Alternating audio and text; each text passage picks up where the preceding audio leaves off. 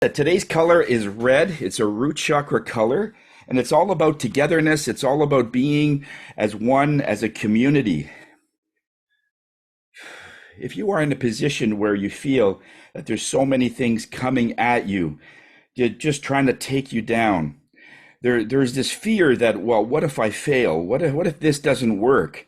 And Spirit says it's impossible that it's not going to work, only because we are just like anything on this planet that leaves. In other words, if you take a flower or a certain plant out, when it grows back, we start to see that because of the shallow roots that that plant had before, it has now deeper roots. It comes back. We are perennials, believe it or not. We come back stronger than before. Yes, they can take us down for a short time. But when we get that, what we call second wind, when that whole thing drives forward, and this is this red energy, fire energy, red, and it's all about the earth. It's all about bringing in that life, and we're going to bring in life back to what was no life before, or very little life. And this is where we come back even stronger. So that's the whole theme of today, is to how to come back stronger than we ever did before. You know, when I look at the when this came up over the last couple of days, ancient ways, I was always thinking of my parents and grandparents, and I never knew my great grandparents, but certainly when I was talked to and had association with my grandmother and grandfather, it was quite a thing, because they would give us all kinds of hints and tips and cooking, different ways that they did cooking.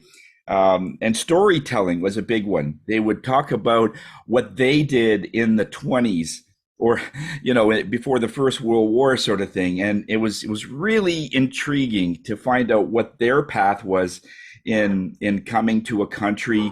In my case, I was in Europe, or they were in Europe, and they set up in various places, and it was really rough. They there was days they said they'd never ate, but they found a way, and they went through it, and eventually they started to build a home, build a family, and were very successful. But there were a lot of times, they said, that we didn't know what we would do in the next day, but they always found a way.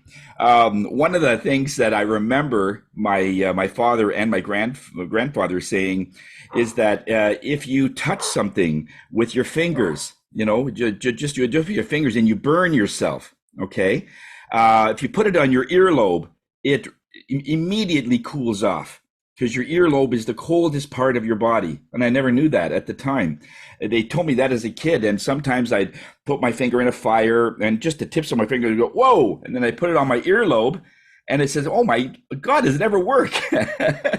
And it's now amazing, because all these ancient ways, I am giving that to my grandson. And so it's all about that. And the indigenous knew this. It was all about passing on the knowledge, the custom, the traditions, and everything that's in your culture over to the younger generation. And then these ancient ways are slowly being lost. And we're going to dive into this a little bit to find out a little bit of why this has happened and what can we do about it. But 200 years ago, this, of course, is very applicable for Canada and the U.S., as it was a young country, vast pieces of land. It's not like in Japan, or it's other areas of Europe where, yeah, the land was pretty good, but it wasn't unlimited as it was in Canada. I mean, you could pretty much put Europe in one province in this area. We have a big piece of land, and so when that was young, all that we wanted at the time was progress, just to get the country moving, get the country growing. So they put in railways, both north and south, telegraph, and all the other inventions, telephone, and every other piece of of inventions that we would need to give us a higher standard of living. And the whole idea was to make an advanced society, an industrial society. We went through that in the 20s with the Industrial Revolution and in the industrial time, where it was all factories and we were just making things. And all of it was had something to do with us to grow to a certain point. But if you look at the ancient ways,